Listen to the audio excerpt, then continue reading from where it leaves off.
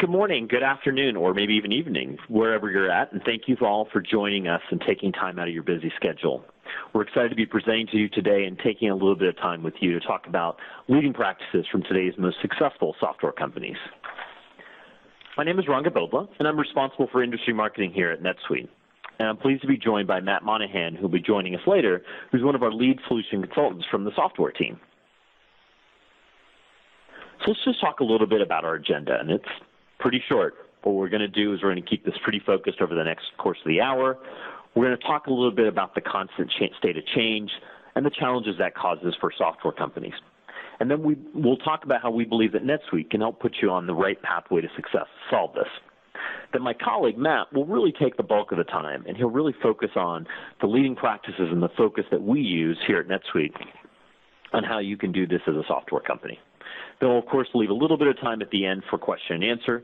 So if you do have questions throughout, please feel free to go ahead and ask those into the Q&A tab, and we'll make sure that we answer those at the end.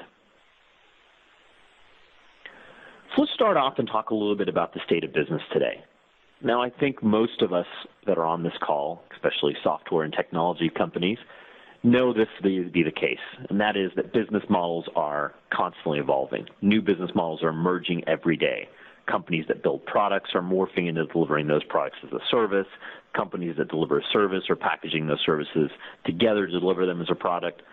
Software companies increasingly have a complex set of offerings to manage: traditional licenses, subscription, maintenance support agreements, professional service agreements. Sometimes there's even a hardware component that can add another layer of complexity. And really, in this landscape, as things are changing, agility is a must. If you don't have the ability to adapt, it can mean the difference between competitive differentiation, quality service, a timely product offering, and even nimble decision-making. And this can have a major impact on your business, especially when your competitors are able to move more quickly than you. And to operate successfully in that fast-changing business and economic environment, you have to have that business flexibility, which is crucial. And to stay competitive, you have to look at this from a global perspective. Whether you have international customers, warehouses, facilities, whatever it is, you're all operating in a global environment. And with this globalization, you need a strategy that allows you to expand quickly and test your strategy before investing too much. You need to be able to quickly assess and understand those local market conditions and adapt for the global impact those can have on your business. Again, we always keep on coming back to change is that one constant that seems to remain. And that new technology that's impacting everyone's expectations. Customers expecting you to be able to reach you regardless of where you're at. Your employees looking to be able to access their corporate systems anytime, anywhere from a myriad of different devices. And who knows what's coming next? Well, we all know the iPhone 7 is coming out today. And finally, that employee engagement is essential to continued success. As you expand globally and adopt new business models, your workforce is becoming increasingly distributed and decentralized. And you want to be able to source the best talent for the job from the most cost-effective geography without being hampered by the confines of the company firewall. Now, nobody wants to replace their existing ERP system, but everyone is trying to grow, and everyone needs to change. And this is happening in every single industry that we see. And part of what we see as an opportunity is how to help you as an organization to meet that constant state of change, and how do you continue and remain nimble, responsive, and not run the risk of being disrupted. Now, of course, to meet this challenge, to succeed in today's marketplace as a software company, as a technology company, you have a lot of things to manage to be successful.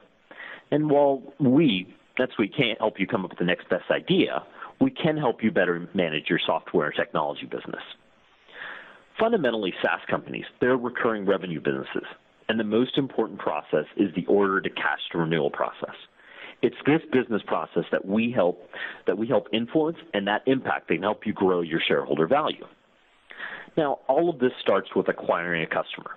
And once you acquire a customer, that's really where we take over. We have a world-class integration with Salesforce.com, which is what many of our customers use today to manage that customer acquisition aspect of their business.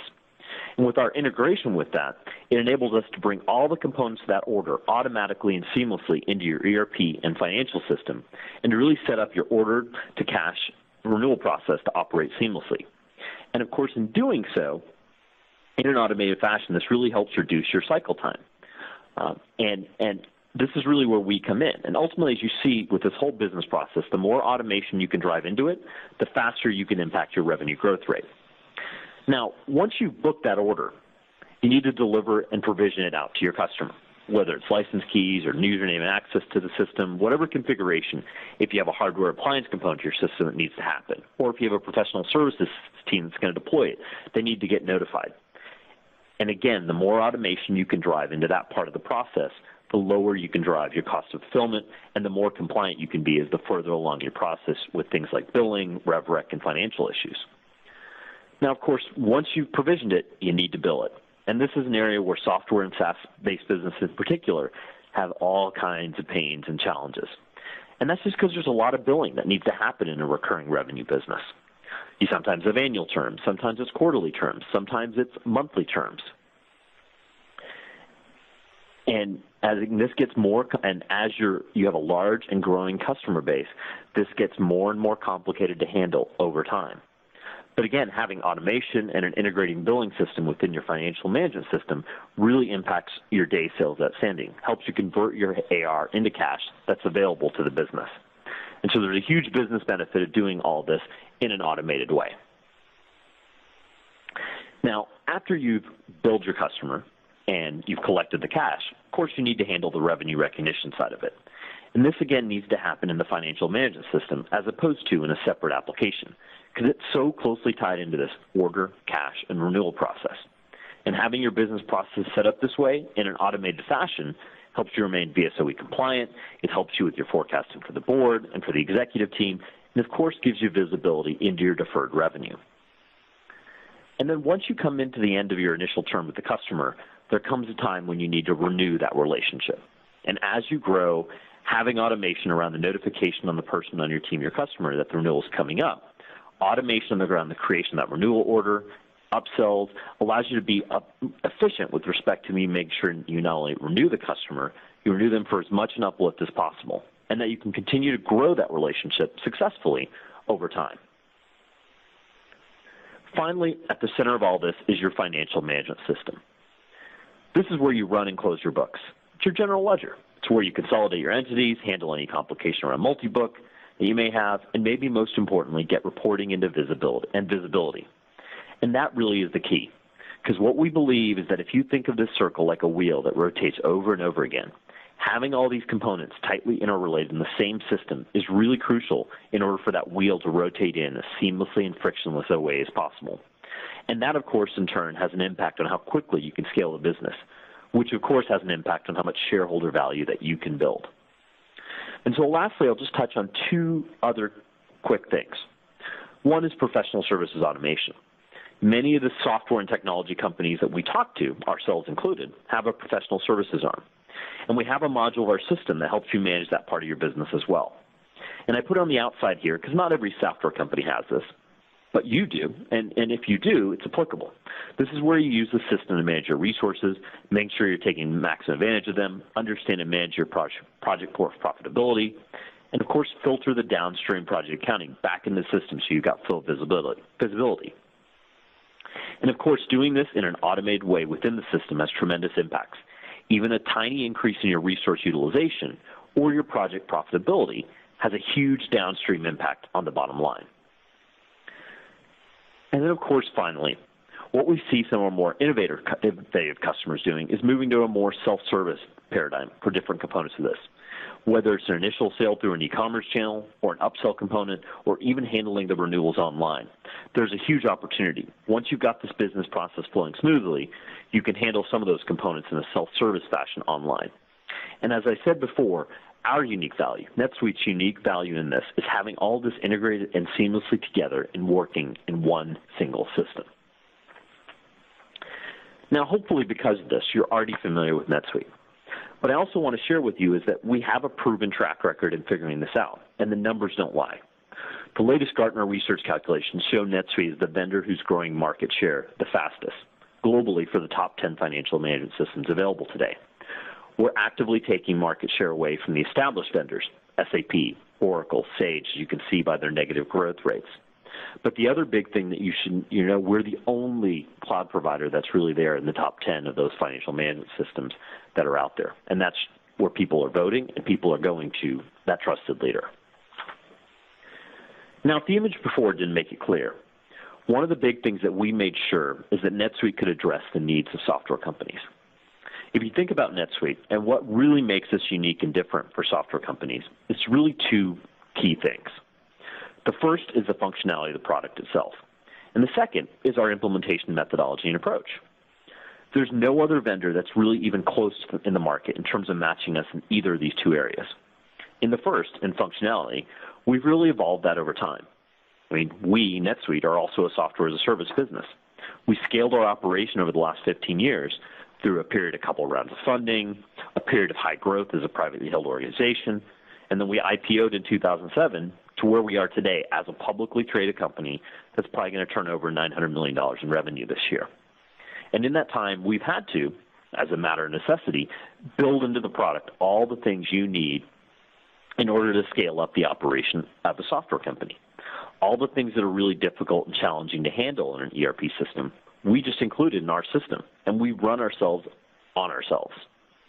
So if it's revenue recognition, it's subscription and contract management, renewals, billing, recurring billing, resource management, there's really no other ERP system on the planet that has this functionality built natively within it.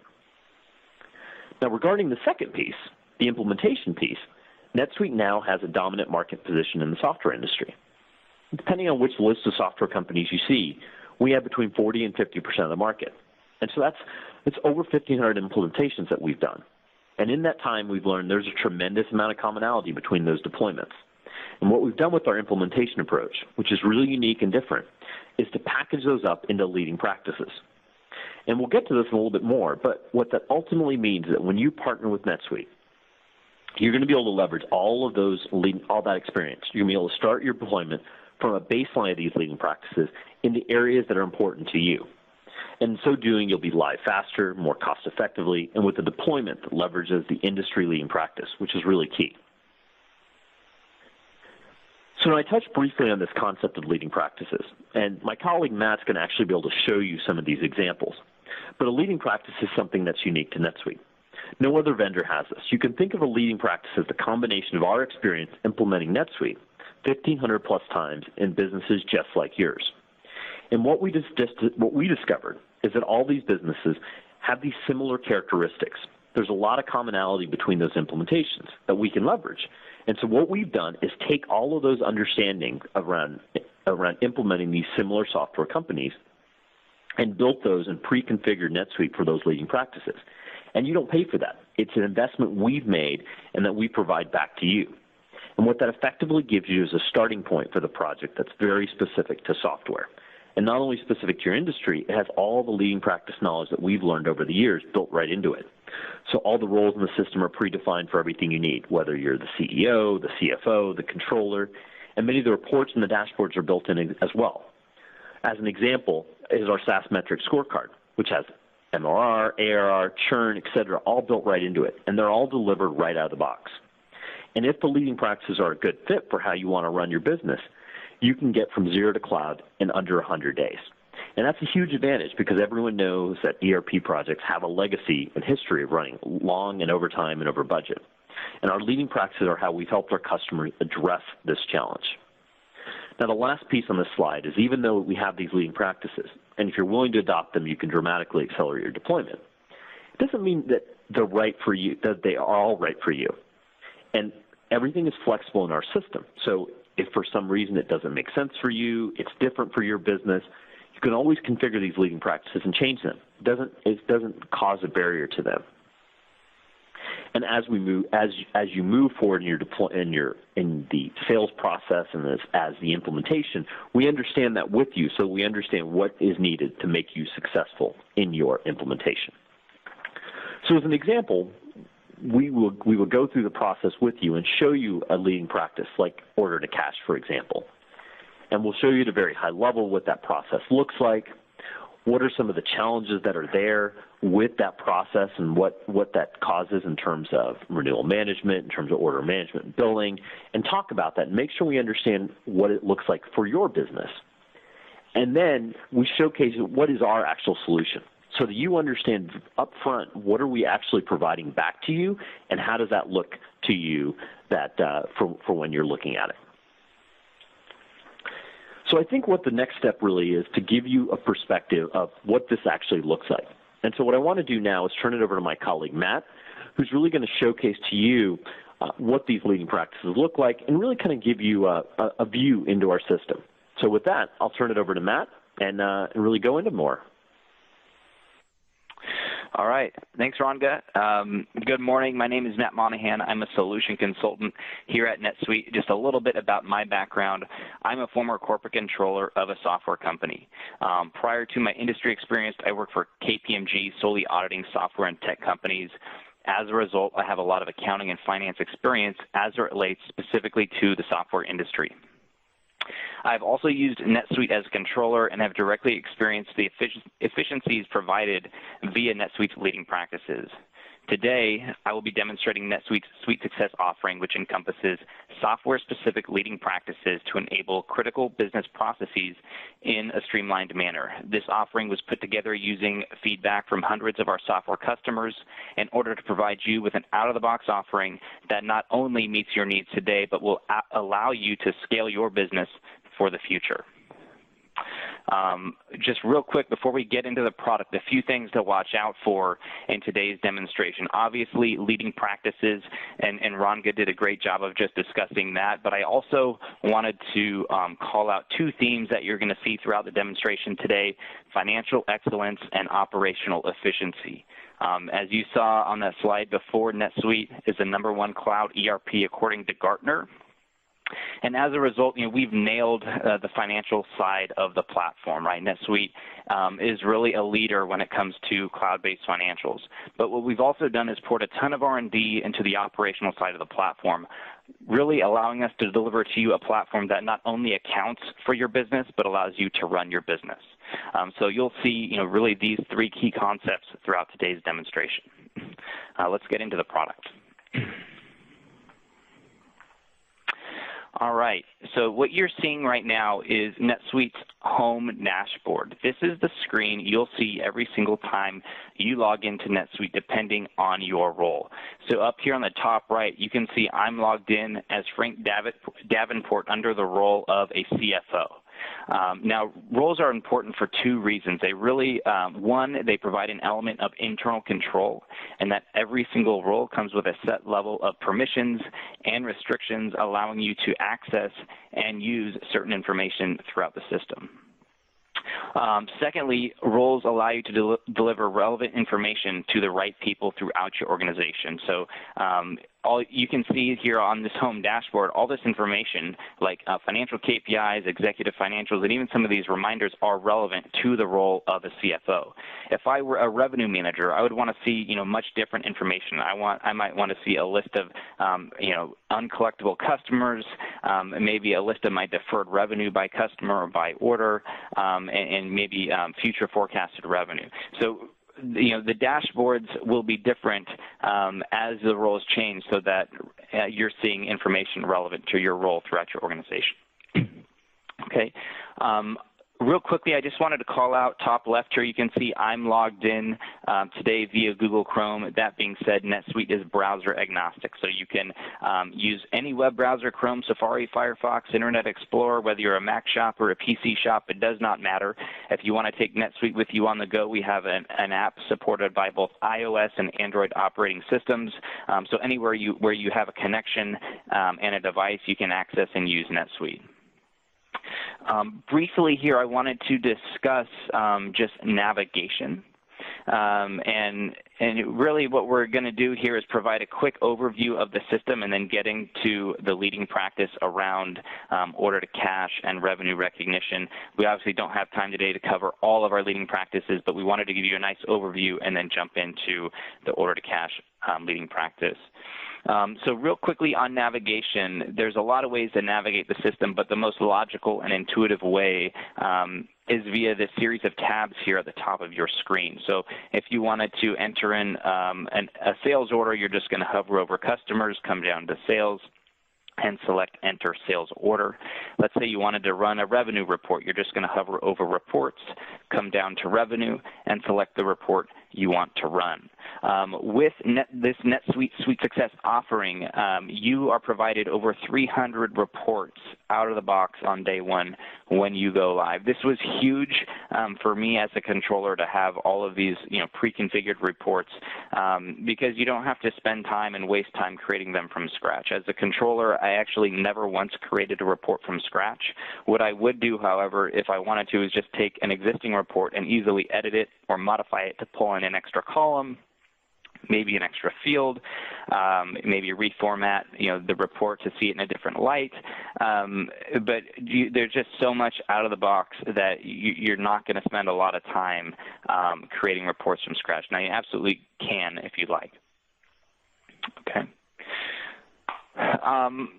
Where I wanted to go next is really just talk about the home dashboard, what you're seeing here on the home dashboard. Again, this is a dashboard of a CFO. All this information is relevant to the role of a CFO.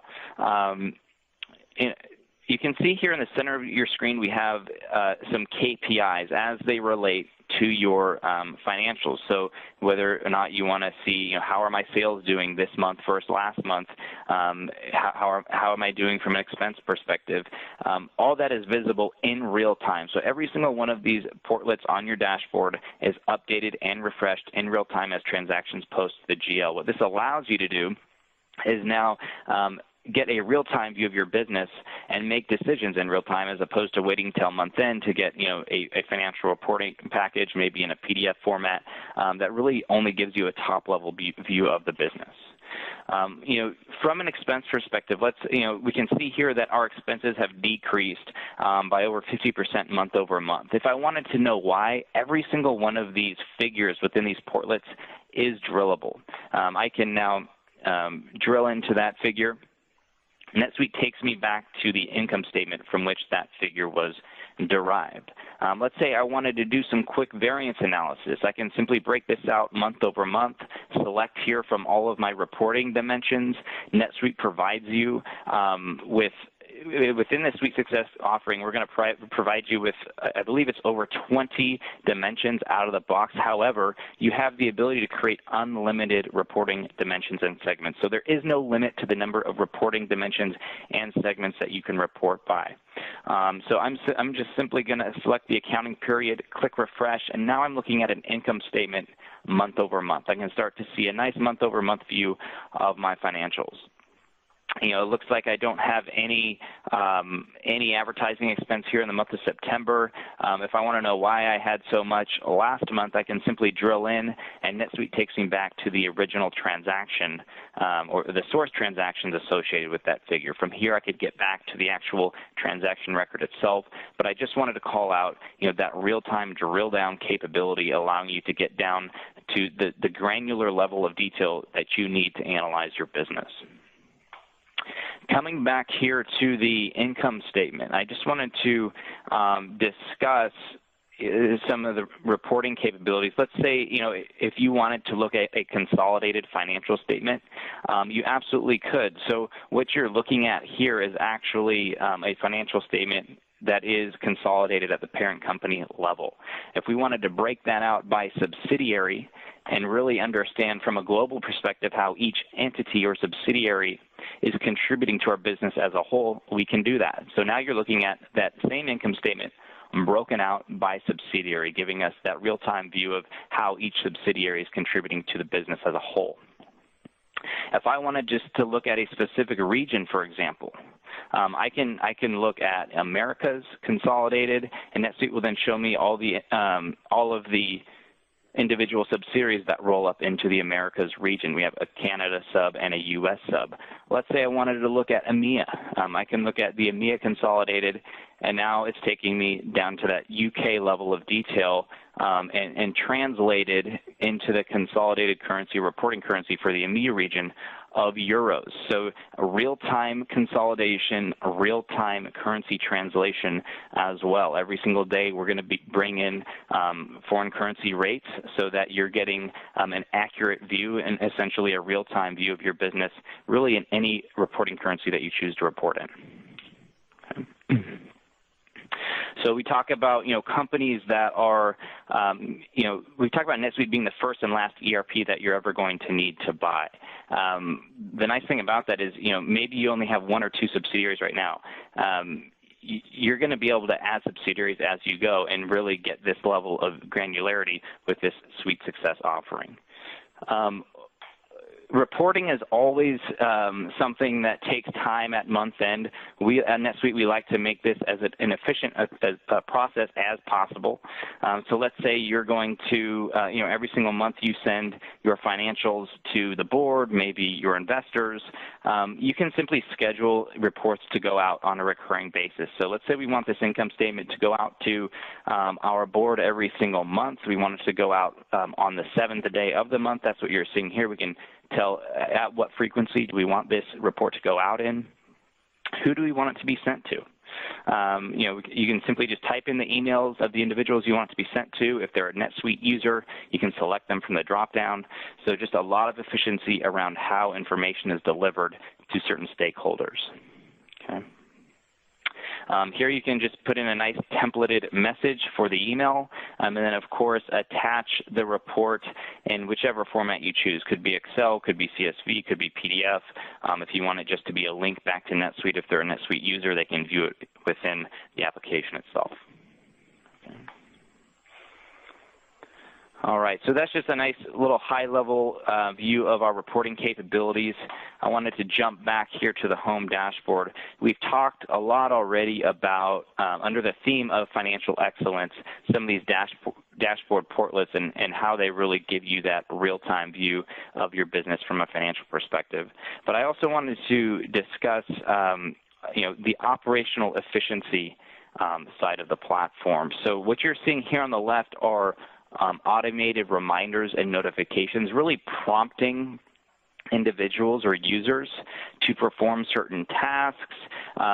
These help automate month-end processes, whether it be amortization, depreciation entries that need to be booked on a recurring basis, or even revenue recognition entries. Those will all pop up in these reminders queues, really prompting the individuals to review and approve them so that you're really, closing your books in an efficient manner.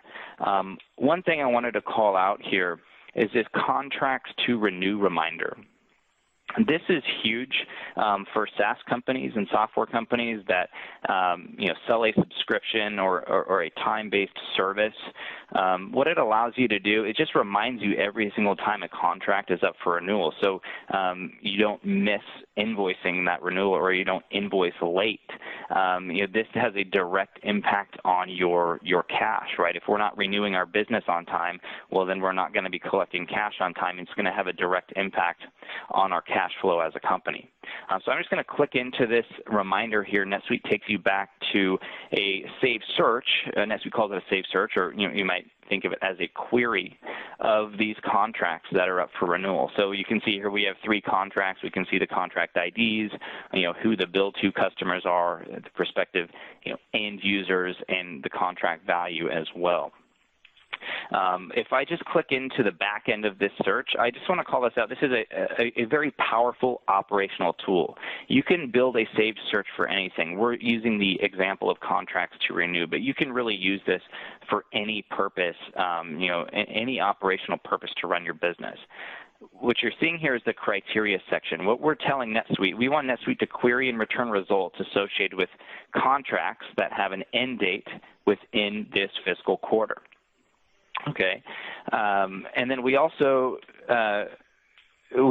want that contract end date not to be before today. So we want to look prospectively. We want to look, hey, what's going to renew in the future, so that we can ensure we do not miss that renewal.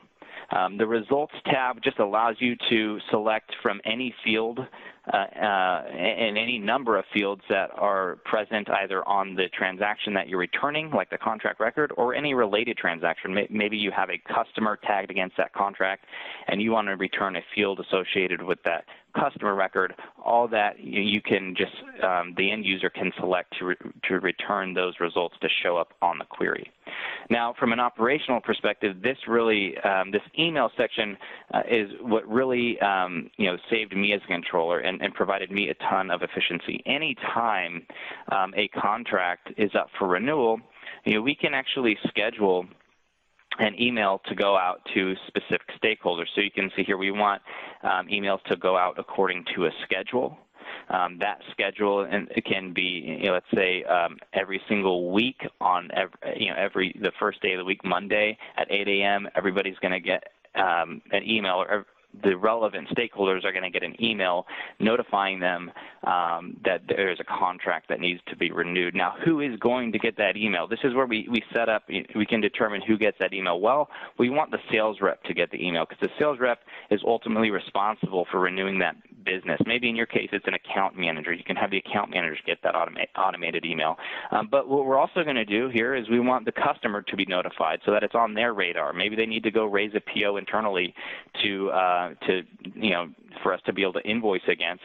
We want them to have visibility as well. So not only are we going to notify internally the sales rep, but we're also going to notify the customer externally. So a lot of operational efficiency here.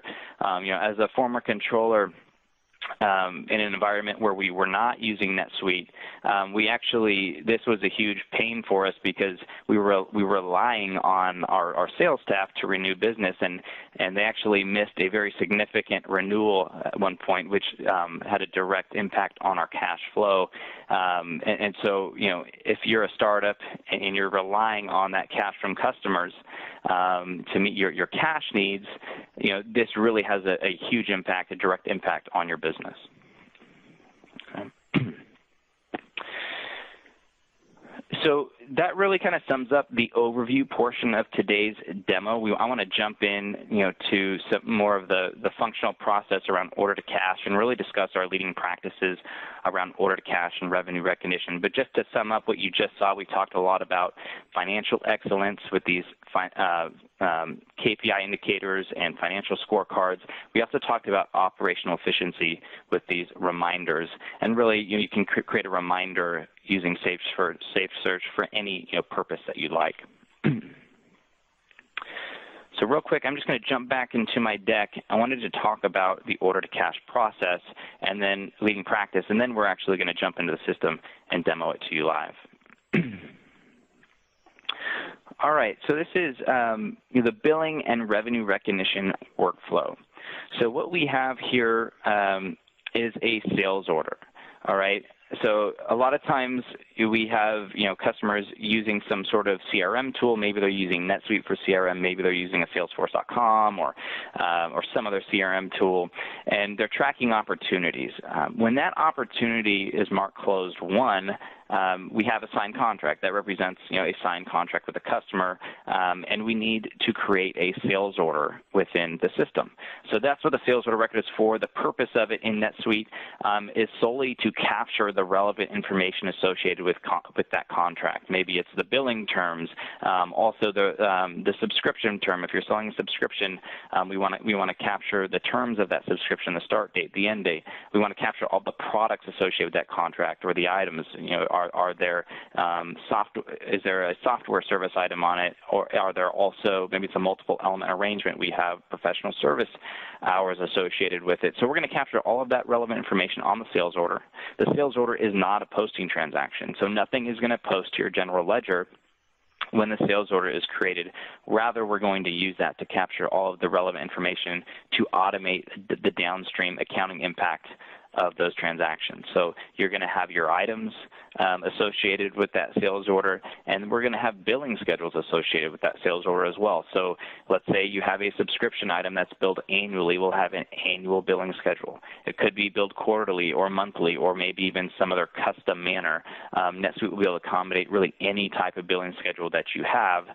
We have a bunch of pre-configured ones like annual, monthly, quarterly, even semi-annual, but if you need to create a custom billing schedule, you have the ability to do that as well. Okay, and then those billing schedules will automate the invoicing process, which posts to your general ledger. There's also the revenue recognition side of the house. So it's very important that we decouple revenue recognition from billing. We want you to be able to bill your customers in the manner that they're contracted to, but you also need to be able to recognize revenue in a GAAP-compliant manner. And so that's why we decouple these processes. And this is really our leading practice around billing and revenue.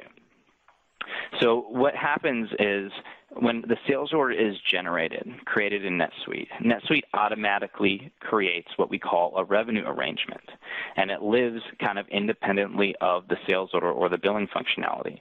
The revenue arrangement holds and really acts as a mirror of the contract for revenue recognition purposes. It captures your revenue elements. So you might have a software subscription element associated with that contract. You might also have an implementation service element associated with that contract. Those elements will have revenue plans attached to them or revenue schedules attached to them. So maybe a software subscription is recognized over time, over a one-year term, whereas the professional services are recognized on a percent complete basis. And then those revenue plans auto-generate your revenue recognition journal entries to complete the automation around revenue recognition. Okay. So let's get into NetSuite and show it to you live. All right, I'm just going to, from a reminder here, navigate to a sales order. You can see here we have this reminder here called sales orders to approve. So anytime a sales order is created, maybe it comes in from your CRM tool, NetSuite's going to remind you that you need to review and approve that. So what I'm looking for is this sales order 170 for above the cloud. Now, in real life, if you're reviewing these contracts, you can simply, mark all of them and click Submit. In this case, I'm actually just going to click into this transaction so we can actually take a look at it before we approve it. All right.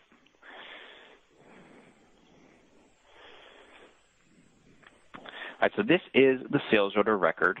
You can see it comes in the status of pending approval.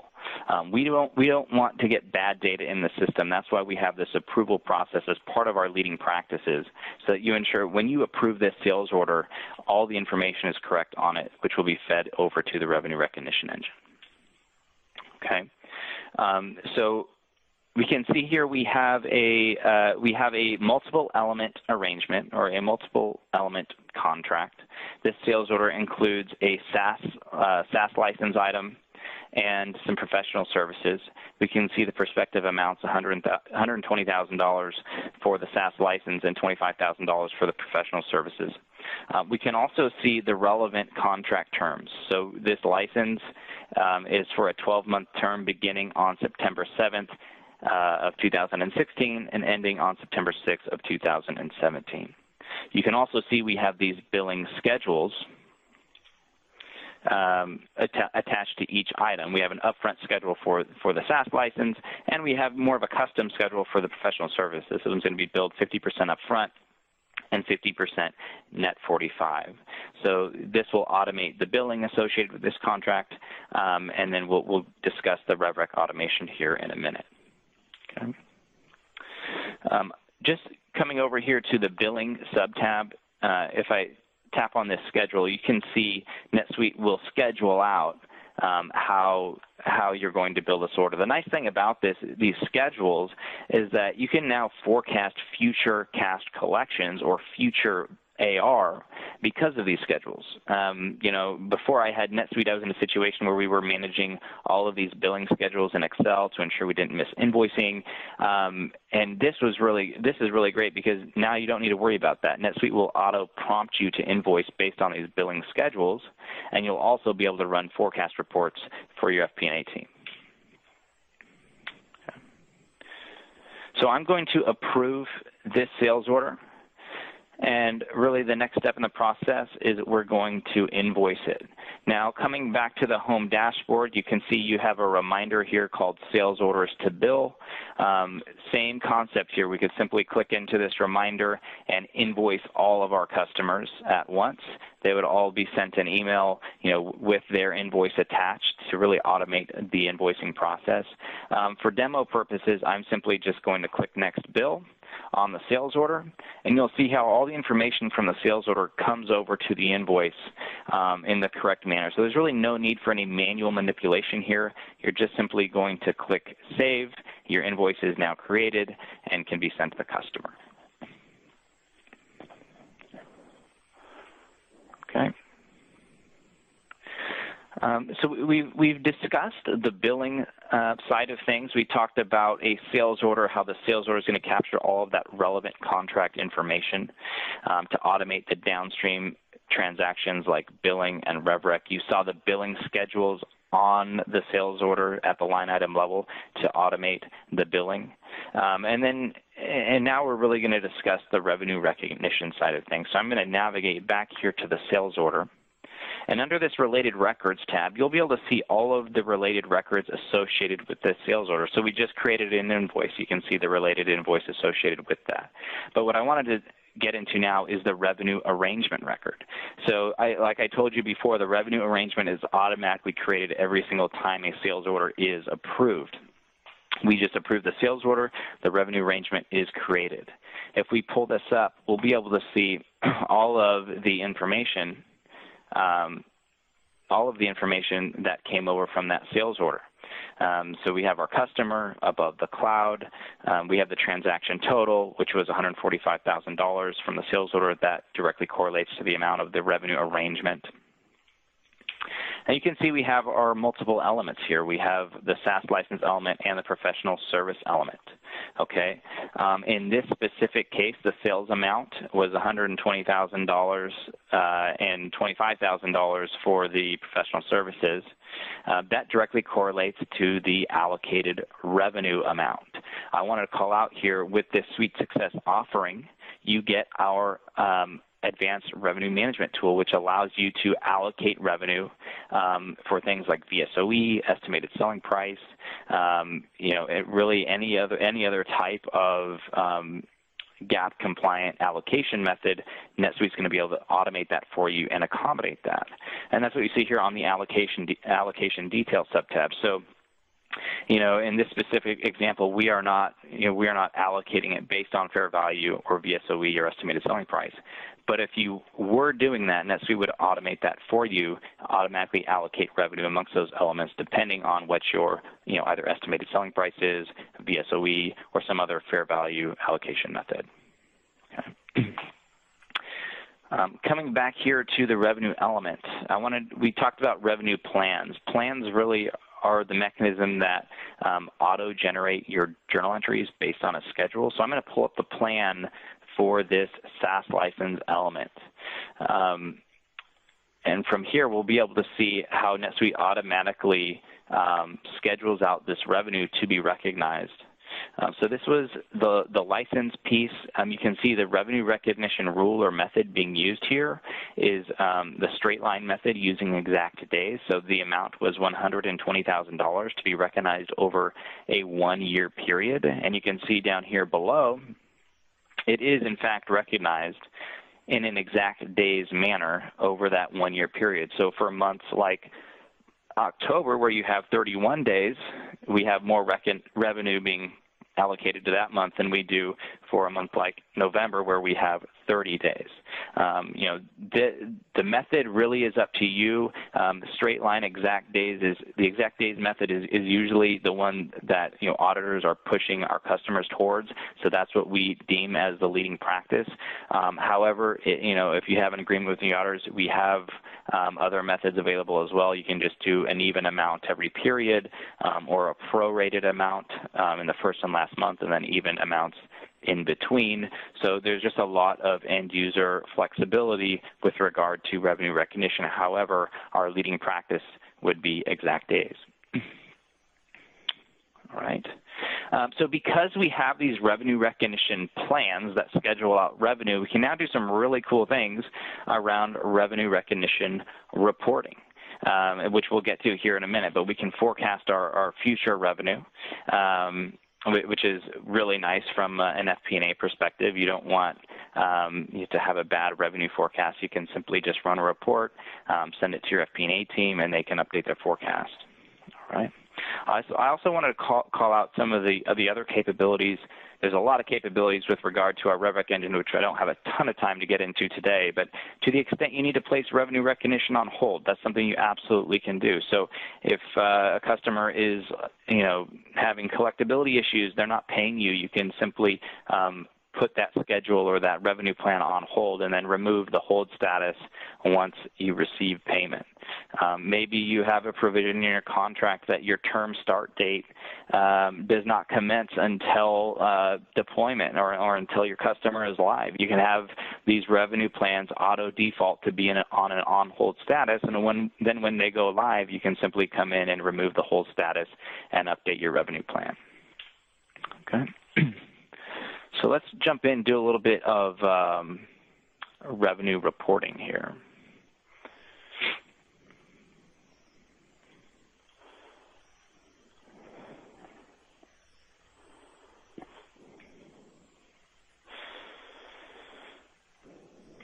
The first report I wanted to call out, it's called the Deferred Revenue Waterfall Report. So this is a really nice report. It not only serves as a reconciliation of your deferred revenue balance, but it then forecasts the future revenue recognition of that deferred revenue balance. So, by customer, you can see here all of our, what our deferred revenue balance is today and how it's going to be recognized over time in the future. Not only can we see it at the customer level, but we can also see it at the contract level. So each of these IDs represents a revenue element or a revenue arrangement, which corresponds to a contract. So we can now start to understand, at the contract level, how is revenue going to be recognized?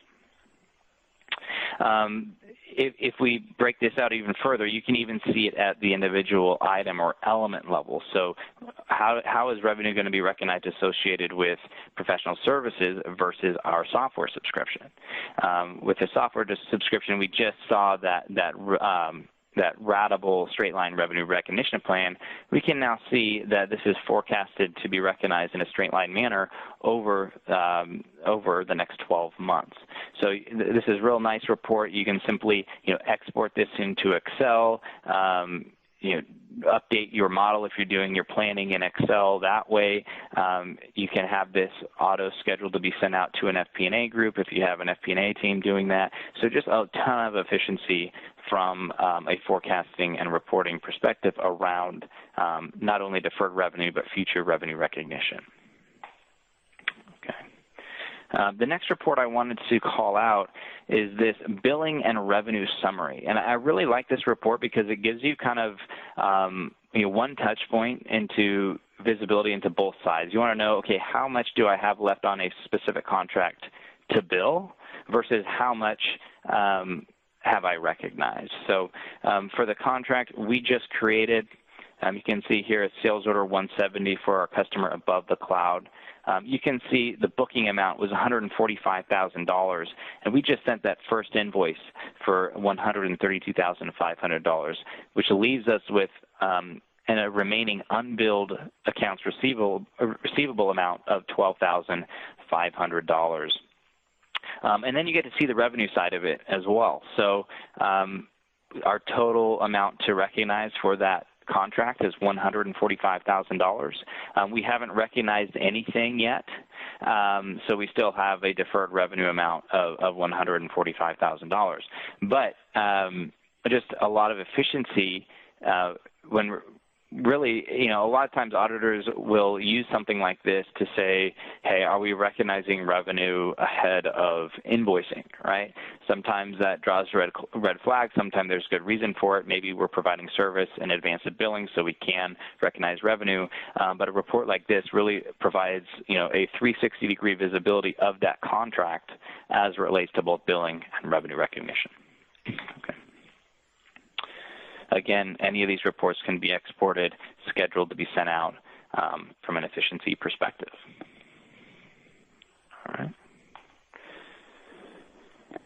So that really concludes today's product demonstration. We talked a lot today around financial excellence. You saw a lot today how, this real-time view of your financials via this home dashboard, a lot of the reporting capabilities, being able to auto-send reports to key stakeholders, that really kind of highlights the financial excellence side of the platform. But we also talked about the operational efficiency side of the platform, leveraging reminders, tasks, and really the last thing I wanted to touch on around operational efficiency was our Customer 360 record. So from this global search box, I'm simply going to look for one of our customers, one that we've been referencing today, above the cloud. And so I can use this as a navigation tool. I can get back to really any type of record I want from the Customer 360. But this truly is one touch point. We call it the Customer 360. It gives you complete visibility into really anything you need to know about your customer. You can see some basic demographic information there at the top, but underneath the communication sub-tab, you can see all of your correspondence with that customer. So let's say, we are, fulfilling provisioning items, right, for this customer. We can send them automated notification emails when items have been fulfilled. And you can see that correspondence here on the record. What we can also do, and what we do for a lot of our customers, they leverage this for dunning, right? That you can have automated emails sent out from a saved search, notifying a customer when their invoices are past due and prompting them to quickly make payment. Anytime a customer responds to one of those emails, you'll also be able to see their response captured back here within the Customer 360 record. So just a ton of visibility into not only what you are saying to your customer, but also what they're saying back to you. As a former controller, I constantly had, VP of Finance, CFO, CEO coming into my office asking me, hey, Matt, what's going on with, our customer Coca-Cola? What's going on with them? I have a meeting with them. I need to know what's going on. I could literally come in here, spend a couple of minutes and really give them an accurate, full kind of 360-degree picture of what's going on with the customer. From an activities perspective, you can see how we can operationalize tasks here under activities. If you, let's say, in this example, a customer has requested a product roadmap. You can simply just set up a task for somebody on the product team to go and send that roadmap. You assign the task to that employee. Next time they log in NetSuite, they're being notified that they have a task they need to complete. So you can really operationalize a lot of your day-to-day tasks using activities. All right. Under sales, we can see all of their transaction history. This is awesome for the finance and accounting team, wanting to understand, hey, how has this customer evolved over time? What have they purchased over time? Maybe you're wanting to ensure that they've paid you so that you can recognize revenue. Maybe you have some collectability concerns with them. Just a lot of visibility into all of their transactions. And you can even filter by transaction as well if you just want to see, certain types of transactions, credit memos, revenue arrangements, invoices, etc. Coming over here to the financial sub-tab, this gives you a nice, nice visibility into the status of your customer from a financials perspective. You can see a nice mini AR aging associated with them. You can place a credit limit on that customer, and then you can tell NetSuite what to do if they reach that credit limit. Well, we're going to place them on hold. They're not going to be able to book any more orders if they have an outstanding AR balance of $1 million or greater than $1 million. We want them to pay that balance down before they do any more business with us. These are all managed right here at the customer record. And then, payment options. So we can hold credit card information in a PCI compliant manner. This allows us to do a lot of really cool stuff. Maybe maybe you invoice your customers on an automated recurring monthly fashion. We can hold that information in here and then do that automated recurring billing. So, you're not needing to go get credit card authorization, call up the customer to bill their card every month. We can simply automate that process because we are a PCI compliant system. All right. So that is the Customer 360 record. There's a lot more on there. We don't have time to cover it all today, but it is one touch point giving you that full view of your customer. right. And I just want to leave you guys with one last slide today. I appreciate you guys hanging out. Some takeaways from today's demonstration. We talked a lot about, flexibility, efficiency, and visibility. With regard to flexibility, NetSuite is a unified platform. So, we covered a lot, the saved search, the ability to reference information from any type of record, any related record, any subsidiary. That's all the result of NetSuite being a single platform as opposed to multiple subledgers or multiple platforms bolted onto each other. Unlimited dimensions is another thing we talked about today. A lot of solutions limit you to maybe 5, 7, 10, maybe a dozen dimensions. You're not going to be limited to any number. You'll be able to have as many reporting dimensions and segments as you'd like within the NetSuite platform. We talked a lot about the multi-company, multi-currency functionality within NetSuite, enabling you to expand as a company internationally.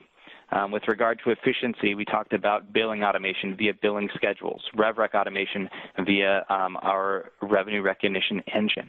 And then we also talked about reminders and notifications, really providing that operational efficiency that you need to run your business. And then lastly, with regard to visibility, we just talked about the Customer 360, giving you that full view of your customer from one place. And then, we talked a lot about real-time reporting, real-time dashboards, allowing you to make business decisions in real time. All right. So with that, we can leave some time for Q&A.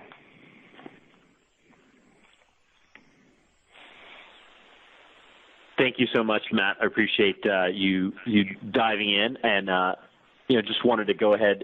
I think we've got maybe another couple minutes just to answer any questions. So if people do have questions they want to ask, please type those in, and we'll answer that now.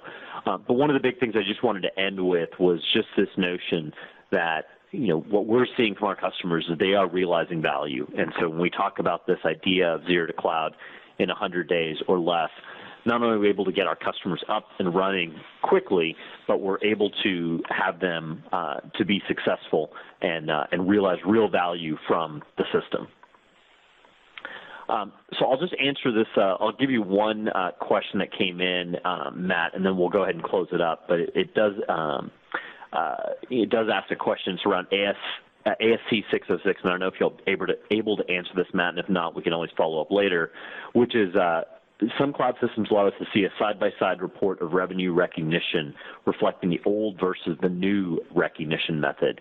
And Matt, I don't know if you know anything about that or if you have any comment about that. And if we would need to follow up on that, we can obviously do that later. Yes, absolutely. So NetSuite's revenue recognition engine that you just saw is fully compliant with both ASC 606 and 605, I guess still the current standard.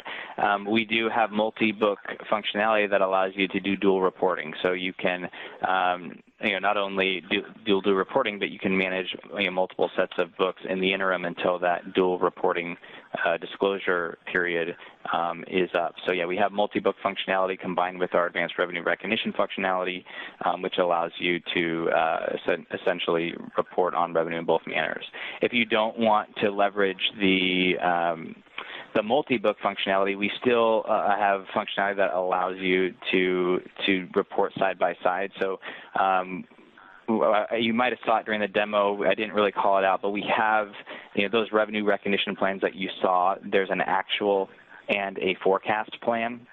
And so the actual plan can leverage, maybe the 606 revenue recognition method, and you can configure that forecast plan to leverage the old or the 605 method, so that now you can report on those two different methods, but not necessarily book transactions to a single book associated with both. I hope that makes sense. But yes, the short answer is yes, you can report side by side. Makes sense. Thanks, Matt. And of course, we can always follow up more directly with you and talk about that. So Well, I think we're right at the top of the hour, and I want to be sensitive to people's time. We want to thank you for attending today, and of course, this webinar has been recorded. So if you do want a follow-up on it, we're happy to provide that recording. We're also happy to provide you with a much more detailed demo on a one-to-one basis, and answer any further questions in the future. So thanks again for joining today, and we look forward to speaking with you in the future. Thank you.